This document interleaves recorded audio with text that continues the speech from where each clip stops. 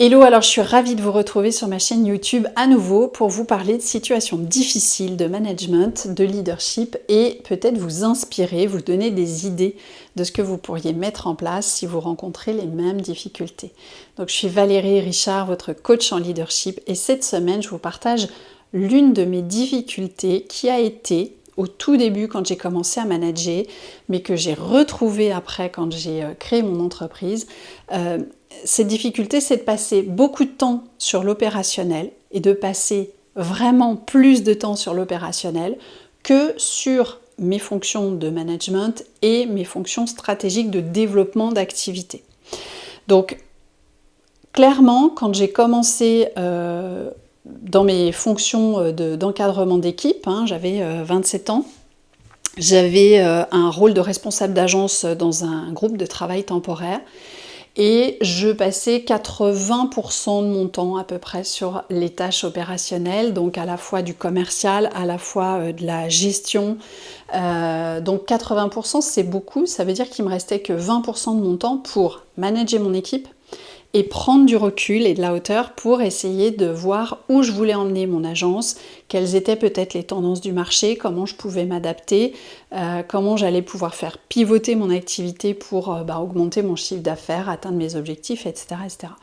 Et cette difficulté, je l'ai rencontrée à nouveau des années plus tard quand j'ai créé ma société, parce que au départ j'ai démarré, j'ai été toute seule, donc j'avais toutes les casquettes, à la fois commerciale, marketing, communication, à la fois de la compta, de l'administratif, plus toute la partie production de mon offre, c'est-à-dire le coaching, la formation en management.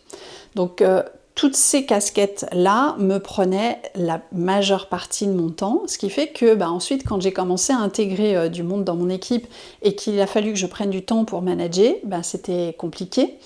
Et de la même manière, pour réfléchir, en fait, prendre de la hauteur pour réfléchir au développement de mon entreprise, à me dire comment est-ce que je peux servir au mieux mes clients, qu'est-ce que je peux leur proposer de nouveau, de différent, qu'est-ce que je pourrais faire pour répondre aux nouvelles attentes du marché. Et bien là, pareil, je n'avais pas suffisamment de temps. Donc, clairement, ça peut vous mettre en difficulté, ça peut vous amener à faire stagner votre activité, voire peut-être mettre en péril, et pour avoir accompagné plusieurs femmes dirigeantes, je sais que ça a été parfois une situation qu'elles ont rencontrée, où finalement leur activité commençait à décliner parce que justement elles avaient tellement la tête dans le guidon qu'elles n'arrivaient plus à s'extraire et à prendre ce recul pour se dire tiens, comment est-ce que je vais redresser la barre, c'est plus compliqué en ce moment, qu'est-ce que je peux mettre en œuvre. Donc les idées que je voulais vous partager autour de ça, il y en a 3, et puis j'aurai un petit conseil à la fin à vous proposer. La première chose, c'est que pour ma part en tout cas, je suis restée longtemps beaucoup dans l'opérationnel parce que c'était mon background, c'est-à-dire que moi je faisais beaucoup de ventes, en tout cas quand j'étais chef d'agence dans cette société. Une grosse partie de mon temps était dédiée à la vente parce que j'avais été commerciale avant, donc je venais de ce milieu-là et finalement c'était naturel pour moi de faire ces tâches pour produire ce que je savais faire. Donc je restais un peu dans ma zone de confort entre guillemets et j'allais beaucoup en rendez-vous avec des clients, j'allais faire de la prospection, je regardais les chiffres, j'animais les chiffres, mais globalement c'était une grosse partie de mon temps, mais c'était pas non plus ce que je devais faire dans mon rôle de responsable d'un centre de profit. La deuxième chose, c'est que c'était aussi une façon de me légitimer vis-à-vis de mon équipe. Tant que je restais les deux mains dans le moteur, je dirais comme eux, j'étais légitime à pouvoir leur faire des remarques sur ce que je voulais qu'ils améliorent peut-être.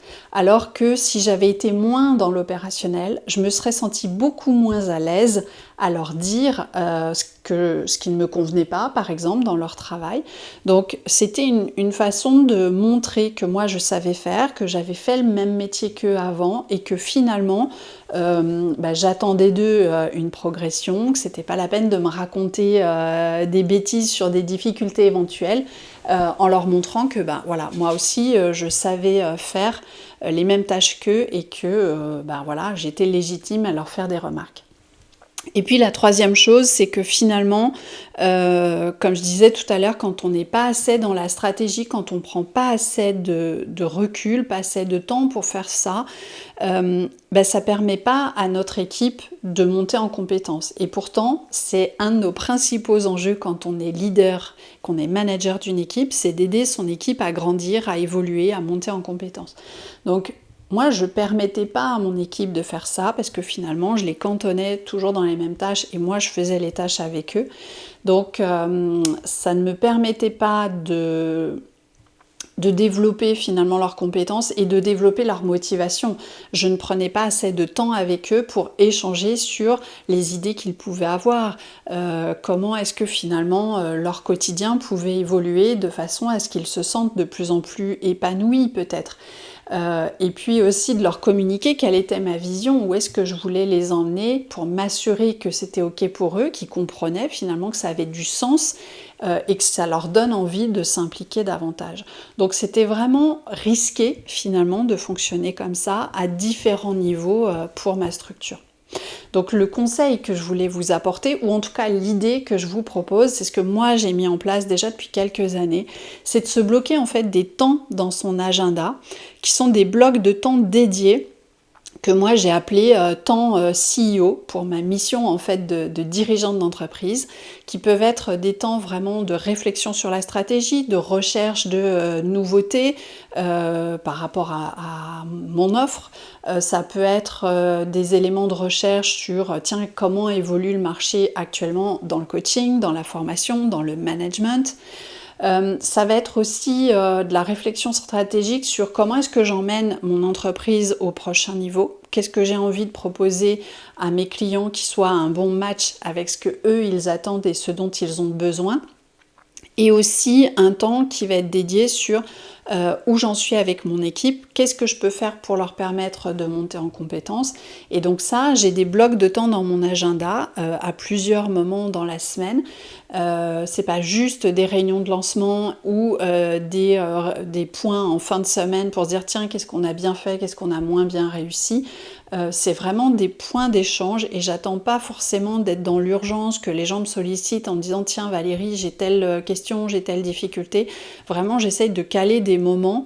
Bien sûr, je reste disponible, mais à certains moments, je ne peux pas être de partout. Donc, le fait de prendre ces temps dans l'agenda, ça permet de le cadrer aussi avec l'équipe et de pouvoir échanger dans des moments où tout le monde est dans les bonnes dispositions. On n'est pas entre deux feux, on n'est pas dans les urgences et on essaye de se poser vraiment parce que c'est là aussi qu'on a peut-être une meilleure réflexion, un plus grand recul et que du coup, on va être plus efficace. Donc, voilà, c'est la solution, en tout cas une des solutions que je vous invite à essayer, à tester, à mettre en pratique, de vous bloquer des temps dans l'agenda et vraiment de ne pas les annuler, parce que ça aussi c'est facile, on les bloque, puis après on delete le rendez-vous en se disant non mais j'ai plus urgent, ou tiens j'ai un client qui m'a appelé, il faut que j'aille le voir. Non, prenez vraiment cette responsabilité de vous dire c'est un temps que je m'accorde ou que j'accorde à mon équipe et ça je n'y déroge pas parce que c'est aussi ça, et c'est surtout ça qui va faire que mon entreprise va pouvoir continuer à progresser dans la bonne direction. Donc voilà, j'espère que ça va vous donner des idées, que ça va vous inspirer. N'hésitez pas à me le dire d'ailleurs en commentaire, à liker la vidéo si elle vous plaît. En tout cas, je vous remercie beaucoup d'avoir pris le temps de la regarder jusqu'à la fin. Et puis si vous rencontrez des difficultés comme ça pour prendre ce recul et que vous sentez que vous avez besoin d'être accompagné, j'ai différentes possibilités dans mes accompagnements, que ce soit en coaching ou en formation. Donc ce que je vous propose, je vous mets le lien juste en dessous, c'est peut-être qu'on se cale un échange d'une trentaine de minutes ensemble et qu'on voit quelle est votre situation. Qu'est-ce que moi je pourrais peut-être vous apporter? Est-ce que je peux être la bonne personne pour vous? Et puis si vous avez envie ensuite qu'on poursuive, ce sera avec grand plaisir. Bien sûr, c'est sans engagement, sans obligation et c'est gratuit. Donc n'hésitez pas à réserver votre appel si ça vous dit. Et sur ce, moi je vous souhaite une belle semaine. Je vous retrouve la semaine prochaine. Bye bye!